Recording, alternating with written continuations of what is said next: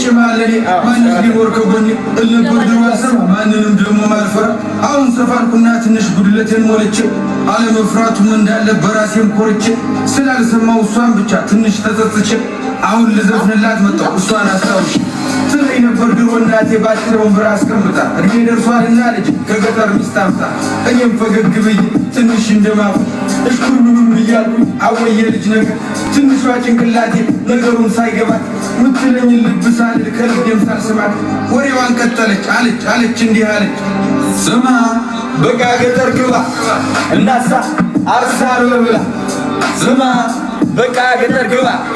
እናሳ አርሳር ብላ ልጅዋ ስማማ ሽማግሌ ይላክና ፈቃድ ይጠየቅና እሽታው መቼም ግልጽ ነው ቀድሞ አልቋልና ቤተ ዘመዱን ተሰብስቦ ይተዋወቅና ባለችን አቅም ደግሰን ዘመድ አዝማዱንም ቀርተን ጎረቤት ጓደኛም ደግሞ ሁሉንም